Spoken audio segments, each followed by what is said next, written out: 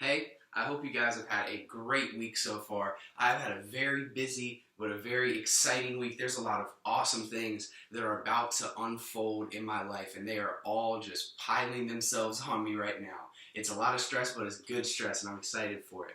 Anyway, I've had a great time preparing for this message today. This has been something really that is applicable to my week, and I didn't even know that it was going to be applicable to my week when I started making it. So I'm glad that I learned and I invested in this teaching. So I hope you guys enjoy it as well. I know I really enjoy preparing it, and I think that I have a great word to share with you guys today. I hope you have a great day, and I will see you all next week. Bye.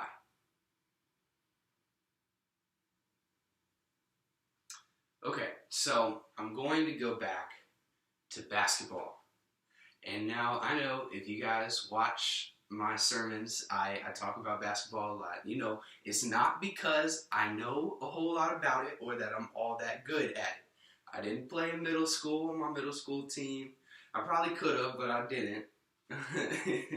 I'll just go ahead. I'll tell you that because I want you to think that I could play in middle school. I think that I could have hung in there in middle school, but I never would have known because I never tried out. Well, that's a lie, actually. No, I think I actually tried out in 7th grade. Yeah. Oh man, I did try out. I tried out for basketball in 7th grade. Let's not talk about that. Okay, so I'm going back to basketball. Like I said, it's not because I'm the most knowledgeable at it. It's not because I'm the best person I know at it, or even the best person in my hall, or my floor, or my section of the floor, possibly even my suite. But that doesn't. Okay.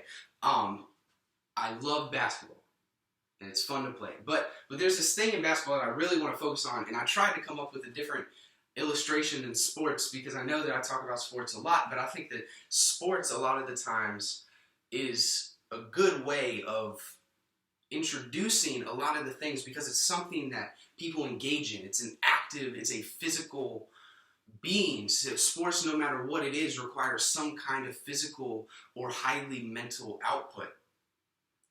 So when we're talking about sports, there's this thing that all sports share, and that's the advantage of position.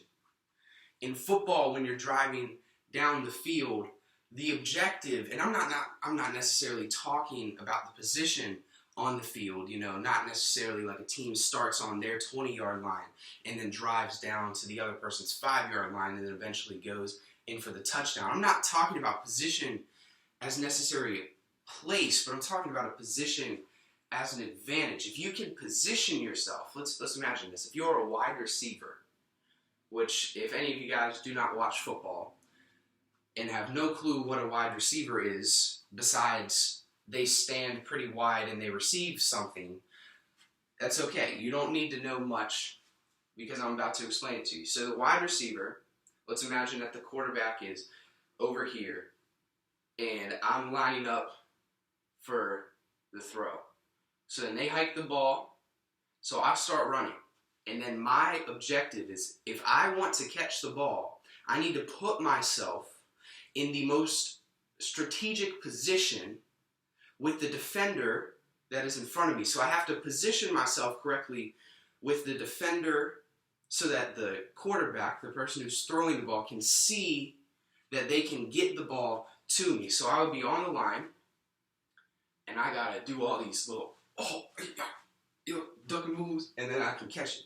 But I can only do that by gaining a position on the person who is trying to guard me. And if we go back to basketball specifically, there's this thing that they have where I think when I was in, I played upward basketball. Any of you guys know what upward basketball is?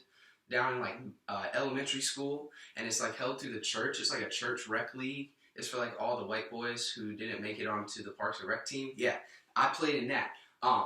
So they had this thing. They called it ready position. At least that's what they called it for us. So, but it's a ready position. So they called it the triple threat position. Because right here, let's say that I have a bulb. I'm gonna use this candle. Actually, I probably shouldn't use that candle because if somebody from housing and residence knows that I have a candle in here, they must suspend me. Let's use a speaker. Speaker, definitely not a candle. So speaker. So let's pretend that this speaker is the ball. So I just, boom, got the ball from a pass. So when I'm right here, I'm in triple threat position. What does that mean? That means that I can attack off of a dribble. That means that I can pull up and take a shot. Or that means that I can pass the ball. I have 3 options that I can do when I'm standing in this position. Now this is a much different position to be in than if I were to just catch the ball and be back and here you go. I would toss my speaker, but it was a gift, and I'm assuming it's a pretty expensive speaker. I like the Bluetooth speaker. Listen to the cool little noise it makes when it comes on. Oh. Such a happy noise, and then listen to it when it goes off.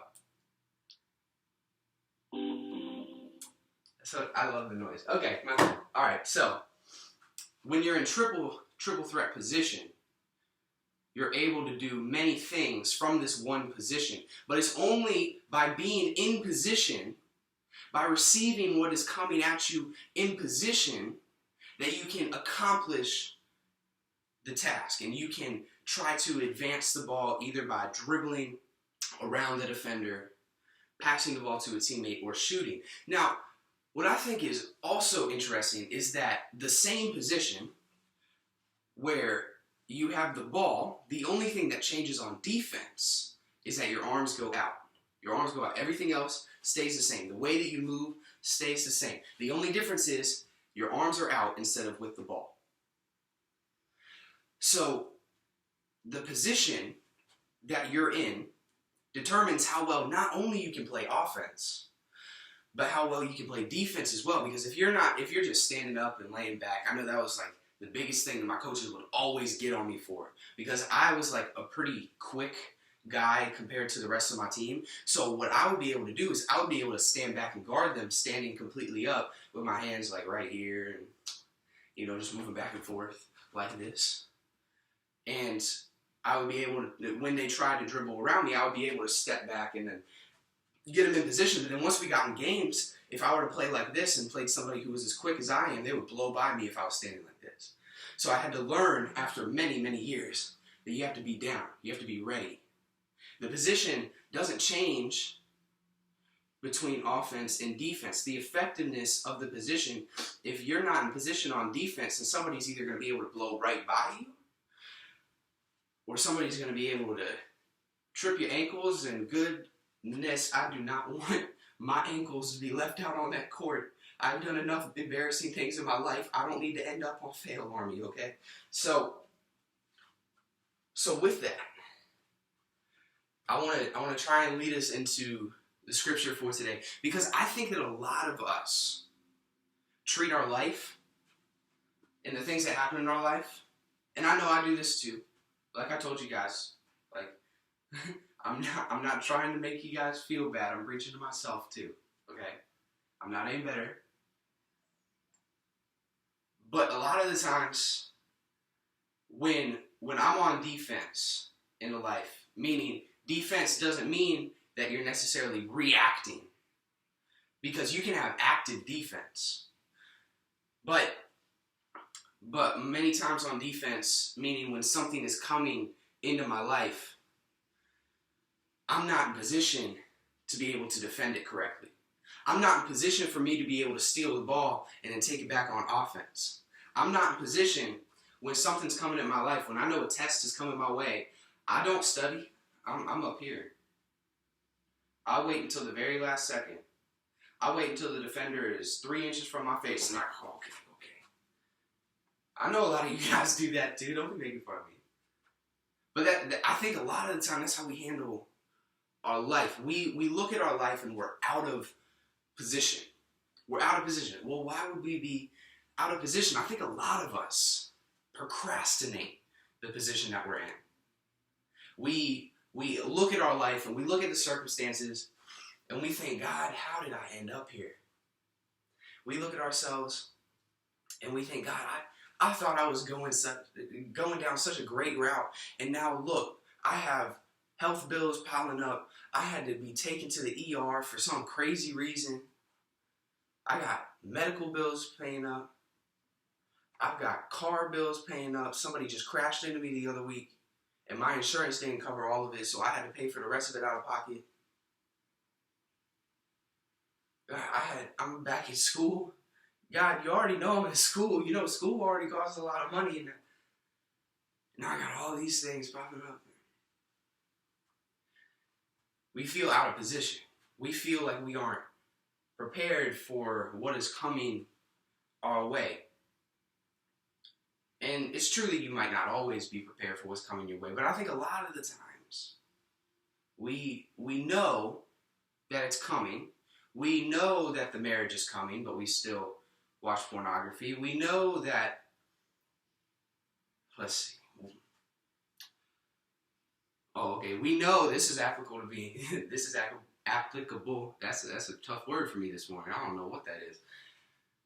It is applicable to me. We know the test is coming, but we don't study for it. We know that paper's due at midnight, but we don't start it until 10 o'clock. Yeah, gang, y'all feel me? Y'all feel me?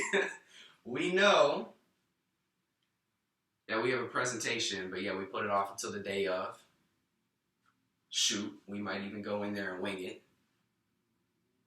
We know many of the times, and we find ourselves out of position. So I want to take us to 1 Kings chapter 20. Because I think that we can learn a lot from the scriptures about being out of position. Being out of position. 1 Kings 20, I just want to share a little bit of the context with you guys. We're going to be starting at verse 6 and reading until verse 12. But I just want to share a little bit of context. You know, it would be unfair of me to not show you guys the context of the story. So, Ahab is the king of... I almost got that backwards. Ahab is the king of Israel, and Ben-Hadad is the king of Syria. Now, Ben-Hadad, the king of Syria, wants to go down against the city that the Israelites are in at this point, which is Samaria. And the Syrians want to go and attack and plunder the Israelites. So Ben-Hadad encircles the city and sends messengers to Ahab, the king of Israel, and says, I want your silver, your gold, your wives, and your children. And in response, Ahab goes, which I don't know what in the world was going through this guy's mind. I guess it was just because he looked at the enemy, like many of us, and we look at the enemy and look at how big he is and say, yep, you can take it.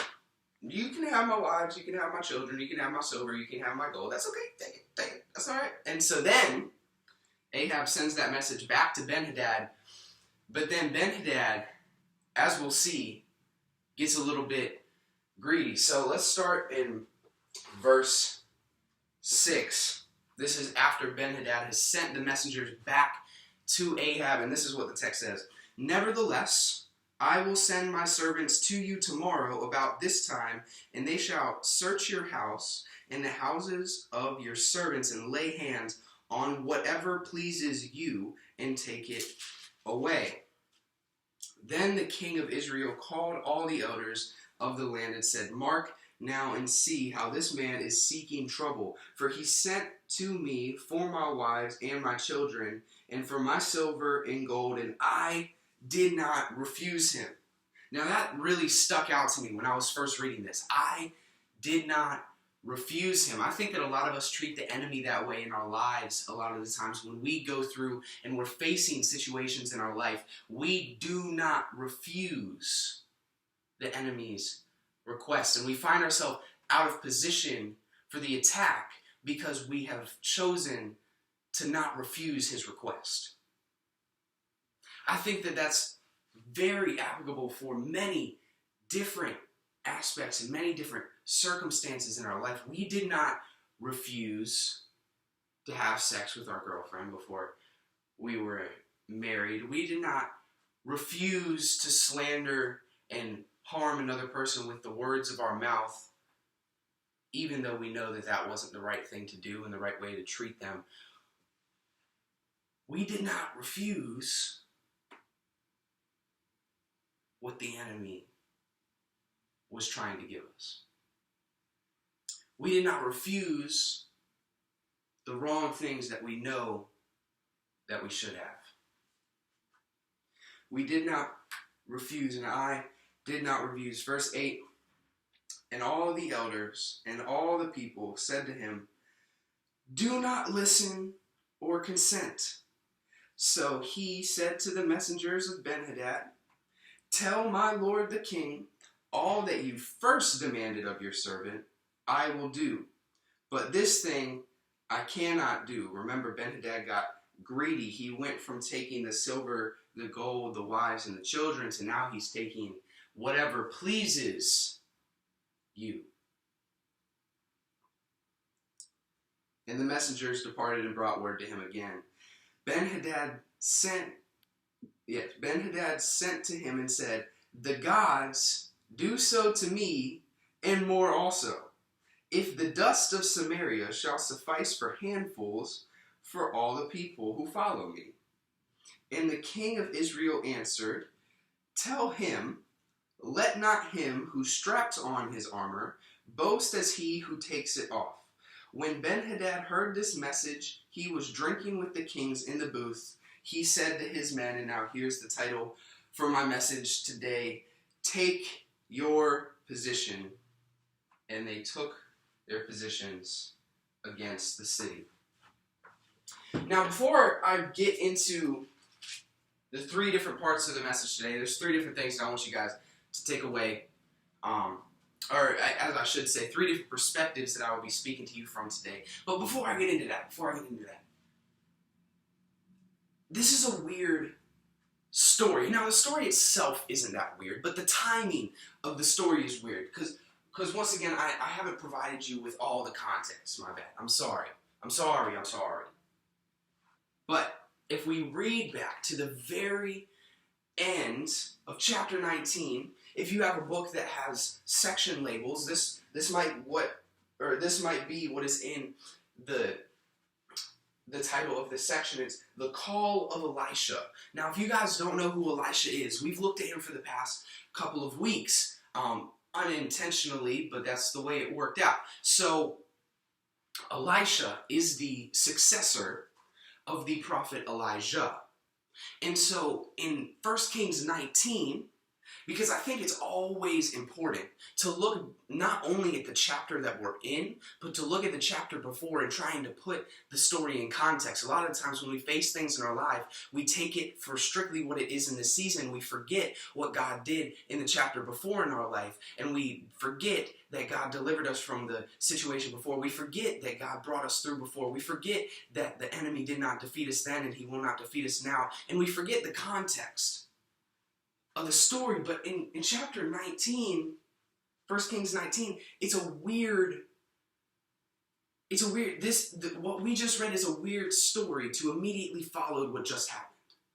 Elisha had just been called and had been anointed the successor of Elisha. Elisha had just been appointed the successor of Elijah. I always get their names mixed up when I'm talking too fast. So we see that after they called Elisha, there is not a story about Elisha. Instead, after the call of Elisha, we find ourselves hearing the story of a conflict,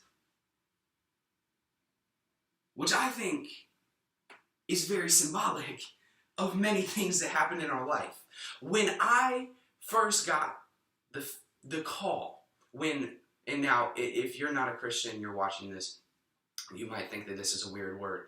When I say that I feel called from God.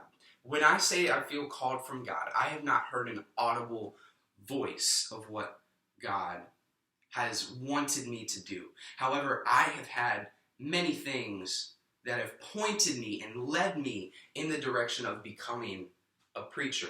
So I am embracing what I feel the call is on my life. That's what I mean by God called me. And so when God called me, when he said, Mitch, I want you to be a preacher, once again, not an audible voice, just the easiest way that I can explain it. When I heard that, I did not step into becoming a preacher. I was 14 years old. Now, I don't know. Would you go to a church with a 14-year-old preacher? I don't think so.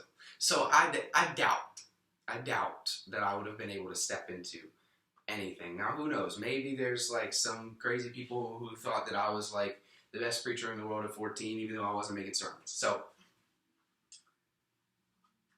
when I was anointed, when I was called, when I was equipped to do the work that God wants me to do in this world, which I had begun that process. I'm not trying to say that I have reached the pinnacle of my preparation or my equipping, because if it stops now, then I don't really know if I want to continue, because the Lord knows that I still need Him a lot. So, when I first felt the call, I did not embrace the anointing. I was anointed, but then something else popped up. And then that's what we see right here in 1 Kings 19 to 1 Kings 20. We don't hear about Elisha. We see in chapter 20, that they're now talking about a war between Syria and Israel. And it's a weird thing, but a lot of the times, after our anointing, we'll face an obstacle in our life. We don't get to step into the anointing before we go through the obstacle. So it's a weird story, but I think it's symbolic. And I think it transitions into the first point that I want to share with you guys today, which is take it away. Take it away. And now, take it away comes from verse 6, where Ben-Hadad has sent his men back down to Ahab a second time. But this time, instead of the silver, gold, wives, and children, which Ahab was fine with for some ungodly reason, besides this, he now ups the request. He now ups what he wants to do, what he wants to take. And in the text, I might not get it specifically right. I'm not going to sit down and kneel down and take a Tim Tebow and try and read the text for you. I've got it pretty rough off my head. I know what it says. I know, maybe not word for word, but I know what it says. So, the king of Syria, Ben-Hadad, sends the message to Ahab. And now, instead of just taking the silver, the gold, the wives, and the children, he says, I will take whatever pleases you. Now that's interesting. Not whatever pleases me, meaning the king of Syria. Not whatever pleases my servants who are going to come down and take the things. No. Whatever pleases you. And isn't it funny how the enemy always takes not only what he said he would. The enemy always takes more than what he said he would. In fact, in Romans 8, I was doing a study on Romans 8 earlier this week. First half of Romans 8. I'm doing the second half this coming week. For you guys, it will be tomorrow. I shouldn't say that. It won't be tomorrow. Who knows if it will be tomorrow. If you're watching this the day that it comes out, it will be tomorrow. But if you're not watching this the day that it comes out, this whole entire last 30 seconds have been irrelevant to the conversation and the sermon and the message that I was trying to give to you guys. Okay. So, Romans 8, verse 12 says something to the effect of, once again, I know it's there. You just gotta trust me. If you really want to fact check me, you can go ahead and check it. But Paul is saying, when we are in the flesh, when we sin in the flesh, we are debtors to the flesh. But then that image of debt, I think it's a beautiful image. Not because beautiful in the sense of it's a thing that we should all try to attain. Beautiful as in, I think it teaches us a lot about what happens in our life when we allow ourselves to become sinners to the flesh. Because we always end up in debt. And now when you think about debt always gains interest. When you loan your money, when you receive a loan, say you get an auto loan. Let's say you get an auto loan. You get a 6-year auto loan. The 6-year auto loan that you get, the amount that you pay back is never going to be the amount that it's truly worth. If you get a $10,000 auto loan for 6 years, you will not be paying $10,000 back. You'll probably be paying about $16,000, $17,000 back. Why? Interest. Debt always gains interest. When you take out a house loan, let's say you take out a $150,000 house loan, mortgage, if you really want to get fancy and, use the correct terminology. I just said house loan because I forgot what a mortgage was for a couple seconds there. So you take out a 30-year mortgage, $150,000. You will not be paying back $150,000. You will probably be paying something back like $240,000. Quite a big difference there. Right? Now these are just rough estimates, but they are very accurate. There are calculators that you can go on. And once again, fact check me if you really want to. So with that, the sins of our flesh, when we choose to become sinners to our flesh, we become in debt to our flesh. And when we're in debt to our flesh, we always pay back more than it's worth. We always have to dig ourselves out more than we dug ourselves down. We always have to put up and deal with more than is worth in our life. You're telling me that because I watch pornography now that I won't be able to have a relationship with my wife later, the difference, the interest that the debt grows is not worth it. You're telling me that the cycle of finance that I'm in is going to continue to drive me further into debt, not to get me out of it. It's always worth more than it's worth. But the enemy says that they will take not what pleases them, but what pleases you. What pleases you. What you need. Not the enemy. Let me tell you this straight up. The enemy will not take what you don't need. The enemy will not take what you don't need. What would the enemy gain? It's not like the enemy walks into your house, sees your trash, takes your trash out, and does a nice thing for you. He's not going to take what you don't need. No, he's going to take what you do need. And then a lot of the times we get frustrated because we think that God is the one who took it away.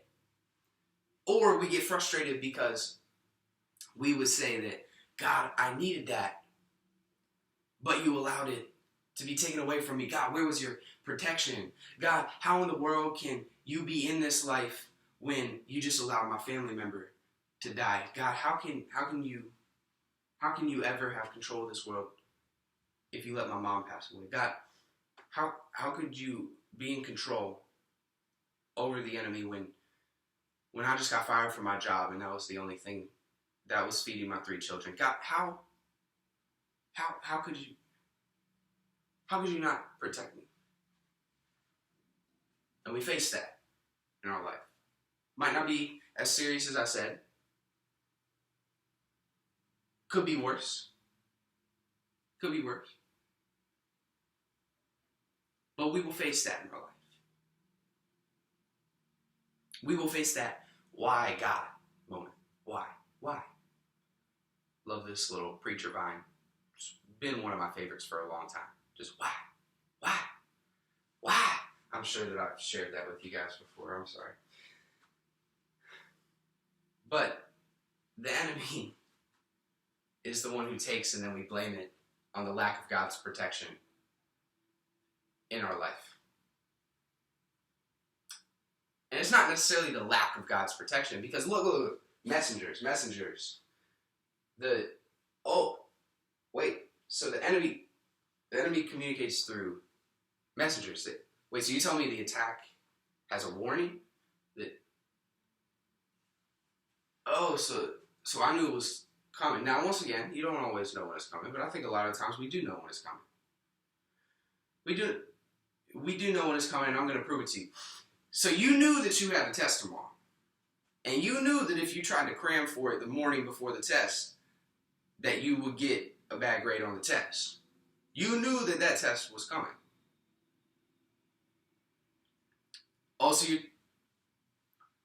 So when I stepped into a leadership position, I thought that nobody was going to doubt my capability.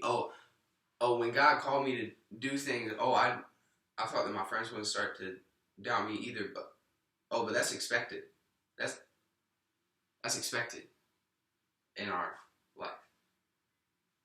The enemy always has a warning to it. You know, one of the best ways to receive that warning is to talk to people and have people mentor you who have been through.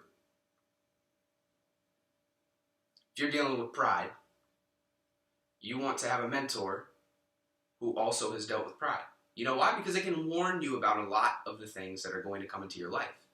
And with a warning comes a preparation. Now, you could procrastinate the warning, but you always want to prepare yourself when somebody warns you about something that you know could set you back as far as your productivity as to fighting against the pride in this case. So the enemy's attack comes with a warning. And I think that even applies when we're doing the things for ourselves. Now, this might get a little personal for some of you guys, but you know, I've been talking about lust a lot today, so I'll stick there for a little bit. You know, and if you don't, now you know. If you don't know, now you know. I love that song. Okay, I won't finish that lyric though. If it's a church now. Come on now, guys. Come on now. If you don't know, now you know, sinner. Hey. That's it. Okay.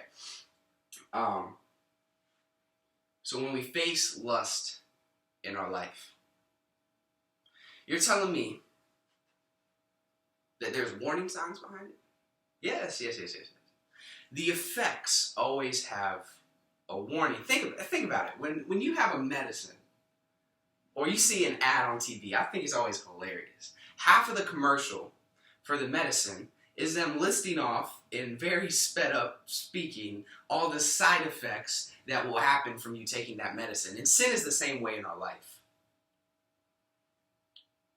Take one dose of lust will make you feel good for 5 minutes, but then you're going to start dealing with abandonment. You're going to start dealing with loneliness, and you're going to start dealing with feelings of inadequacy, and you're going to start feeling with feelings of emptiness, and you're going to start feeling depressed. The warning signs are there. And a lot of the times we get mad because the enemy takes away the things that we need, and we get mad because we need them. And so when the enemy takes what we need because we're out of position for him coming in our life, when he takes what we need, we're left with what we don't want, which makes us turn to that even more. So take it away. That's the first point. Second point, takes it off. Verse 11, I want to read verse 11 again. Because in verse 10, Ben-Hadad had been pretty cocky.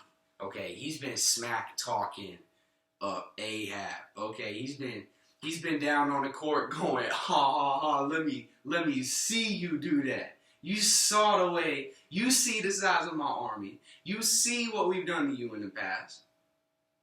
You think that it's going to change now? Okay. In fact, he said that the dust of Samaria, the dust of the Israelites would be enough for a handful. Now, the dust that he's referring to is the silver, the gold, the women, and the children. Now, that's not dust, that's treasure. But he's calling it dust. The dust of Israel would be enough for a handful, meaning that it would satisfy them. Imagine if you had a handful of cereal and you were just a savage and reached straight into the box and pulled out a handful of cereal. The handful of cereal is not going to fill you up. unless if you've been eating some beforehand. Let's say you woke up in the morning and you're hungry and you reach your hand down like a big old savage into the bowl or into the cereal box, you pull out a big handful and you eat the handful. You're not going to stop there. You're going to go in for another handful. So he's saying that the handful that they received from the dust of Israel will only satisfy them for a short time. And he's saying that is going to happen. So verse 11, I just want to read you guys verse 11 again because I think it's hilarious. And I'll explain why it's hilarious. And the king of Israel answered, tell him, let not him who straps on his armor boast himself as he who takes it off. This past Sunday, which I guess would be a week ago at this point, maybe more than a week ago, depending on when you're watching this. But the message that I watched in my church, he was dealing with John 4, and he read 2 verses. I'm pretty sure it was 34 and 35. And he said, there is a saying. Jesus is talking to the disciples. There is a saying. You have a saying. This is another saying.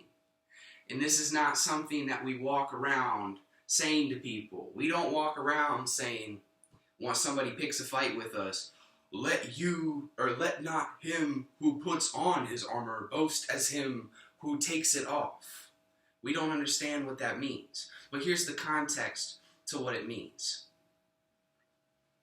Okay, takes it off. He's saying you, the person who puts it on, the person who puts on their armor. When do you put on your armor? You put on your armor when you're about to go into battle. Do not let the person who the battle has not come to yet boast as the person who takes off his armor. Now, these people would fight to the death. So if you have the capability to take off your armor, that means that you won. So do not let the person who puts on his armor boast as him who takes it off. In other words, don't boast about the victory before the battle happens. And I think a lot of us get caught up, but you see the way that the king of Israel, the way that Ahab is treating him now, this isn't how we saw him earlier. In fact, remember when I gave you the context for the story, Ahab said, oh yeah, you can take whatever you want, but then a couple verses earlier, he takes it to the elders once he realizes that the enemy is going to take war. Then they want, and then the elders responded back. I think it says the elders and the people, the people of the town that they were in, all said, do not consent to their offer. Don't let them take what they want to take. Don't let them take what they said that they're going to take. And this is weird because why didn't he just think about this in the first place? Like, they're wanting to take the silver, the gold, the wives, and the children. Everything that's valuable. Yeah, sure, yeah. Have everything that's valuable. We don't need it. But sometimes when the enemy gets so close to us, when he walks up indirectly through the messengers, because if the enemy himself walked up to us face to face, then we would never grant his request. I think that that's true for a lot of different things in our life. The devil doesn't approach us in our face. The devil sends pride our way. The devil sends lust our way. The devil sends finances our way, financial trouble, or financial success. Because financial trouble can lead us from believing that God can't deliver us and can't provide for us, but then also financial success can make us more prideful and become independent of God, thinking that we don't need God. So let's just stick with finances. The devil brings finances our way. The devil brings abuse our way. Indirect. The devil does not come to you himself. Because if he did, then you would turn back to God as soon as he did, because you would realize that the things that are happening in your life that aren't necessarily even your fault aren't even the things that you should be worried about or the things that you should be spending your time with. You should be turning yourself to God that much more. And so he fights indirectly. He sends messages indirectly through the messengers. And we know that he's going to take more than he's asked. But why is it so unclear to the person who sees it the closest? Once again, I'm going to steal from one of my favorite preachers. His name is Stephen Furtick. I would even say, arguably, he is my favorite preacher. And he explained that it's not close that brings clarity. It's context that brings clarity. And now, since I don't want to just like steal his stuff, so I'm gonna say it's not proximity that brings clarity. It's perspective that gains clarity. A little bit different. I think that I did a good job making it my own. Being individual, setting myself apart.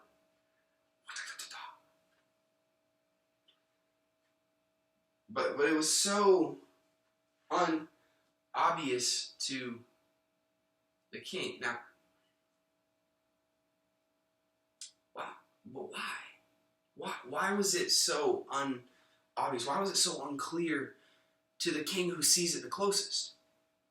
We would think that the person who sees it the closest is the one who's able to interpret it the best.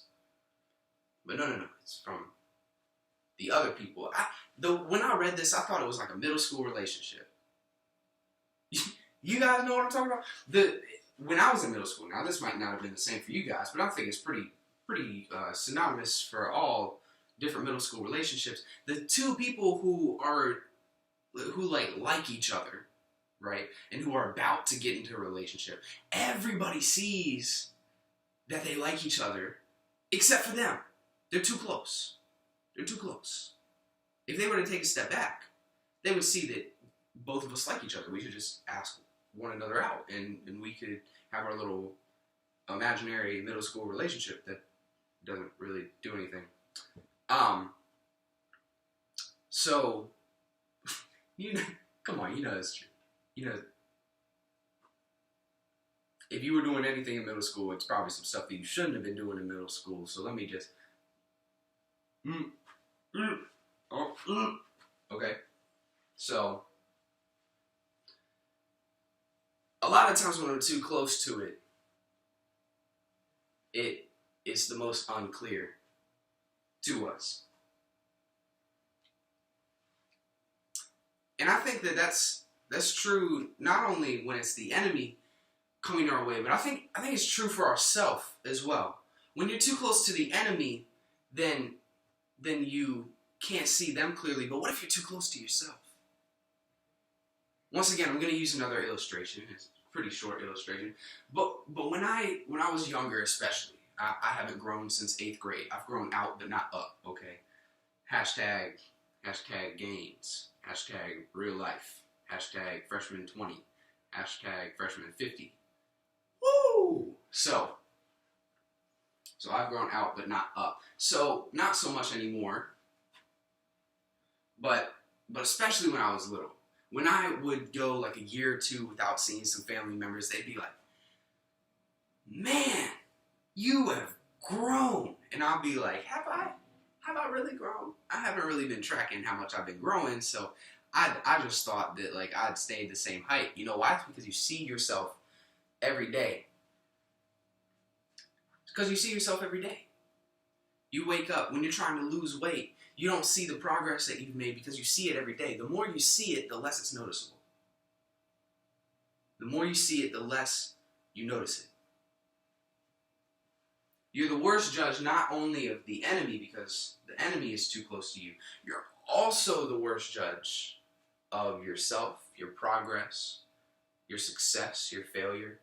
We get too close to it. We get too close to our failure and we let it talk to us too much. And we see only the failure that's there, but then if we were to just take a step back, we would see the purpose and we see the fulfillment that God can bring through that time. And don't let the person who puts on the armor boast as if he has already taken it off. I think we can't blame Ben-Hadad too much. Come on. You can't give him too much of a hard time because we do the same thing. Don't let the person who comes into the battle, don't let the person who comes into the situation, don't let the person who comes into our life boast as they're the one who has already got the victory. Now it's different because you might be saying to yourself, oh, but Mitch, God is always victorious. God is always going to win. God will always get the glory, and that is true. But you won't. You won't. You won't always win the battle. You won't always come out victorious. You won't always see God's glory. Because sometimes God's glory does not come from you obliterating the enemy, but it comes from the obstacle showing that only God's power can get you through. That only God. Don't let him who enters the battle boast as him who leaves the battle before they even get into it. And we can view this in a couple of ways. We can, especially when we apply it to our life, because I think a lot of us do this. It's not just Ben-Hadad. Ben-Hadad isn't the only one who's talking and treating people like this. Like I said, we do it a lot. We do it a lot. And it can come through overconfidence or underconfidence. But either way, it ends up in failure. Because the overconfidence that we have.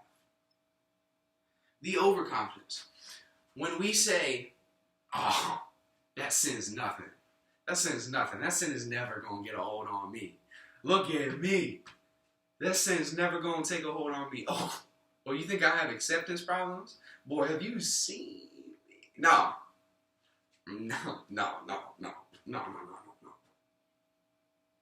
Sometimes we're too overconfident with the way we handle things, but then also sometimes we're underconfident with the way that we face some things in our life. And we look at the enemy much like Ahab did when he first sent the messengers down, and we look at the enemy and go, that's too much for me. Okay, I'm just going to give it to them. All right, it's a good game, guys. I won't even put on my armor. I'll just take it off. Yeah, no, let's just give up. Let's just settle back. But who gave you that spirit? Because it wasn't God.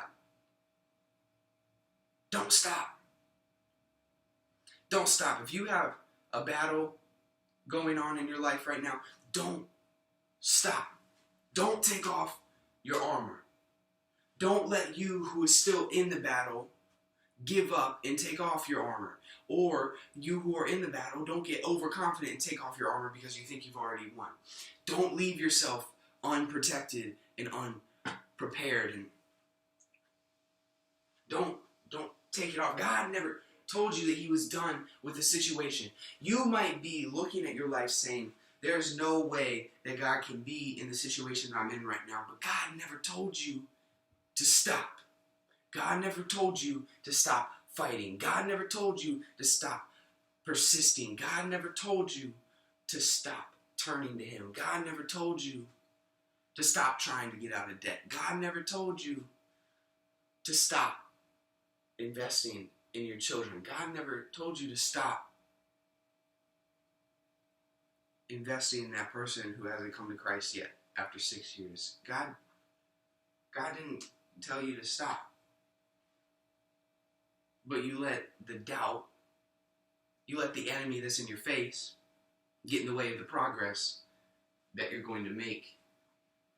We let we let the devil, I tried to say the devil and the enemy at the same time, and I said enemy. We let the enemy get us out of position. And last point, real quick. Verse 12. Ben-Hadad, when he receives the message from Ahab, tells his army to take position. The enemy has taken their position. Have you? Are you prepared? The enemy always comes with a warning. Sometimes it's a warning within ourselves in the way that we act, the way that we respond, the habits that we have, the sins that we have. The warning is there. The enemy is taking their position. Have you? Because if we find ourselves out of position for the pursuit that they're about to bring into our life, if we are not prepared by being in the right position, then the enemy will overtake us and we will not prosper. We will not, I'm sorry, I'm using a lot of P's. I like alliteration. We will not find purpose in what we're doing. We will not persist in what we're doing if we don't find ourselves in position when the battle starts to happen. Are you ready? The enemy's in position. You know that the enemy's going to pursue your life. You know that the enemy, because you are a child of God, and you have the power and the promise of God and the provision of God in you, the enemy's going to attack that. He doesn't want that. He's going to attack the people who are valuable. He's not going to attack you if you aren't valuable. So when the enemy lines itself up, they've taken their position. Have you? Are you ready? Are you prepared? I'm going to steal from another one of my favorite preachers named Andy Stanley. He said that preparation is better than a plan sometimes. Preparation, the way that we prepare, the way that we look at the things in our life, the way that we treat the things in our life, the way that we act toward the things in our life, the way that we prepare is better than the plan. You know why? Because preparing puts us in the right position. It gets us back in the triple threat. It gets us back in our defensive position. When something's coming our way, we got to get in the right position so that they don't dunk on us. Bring it back. All right. Take your position. And like I said, have you taken your position? Because once the battle has started, it is a lot harder for you to regain position than if you were to be in position from the beginning. If you are in the right position from the beginning, then God will be able to make you more than a conqueror, to make you more than a victor. So when we establish our position, but see, here's where a lot of people stop. Because they look at the position in their life and think that it's impossible. There can be no purpose for the position that I find myself in. There can be no promise in the position that I find myself in. Because look at what's around me. And that's not what God has given you today. God has said, if you get in position, I will prosper your battle.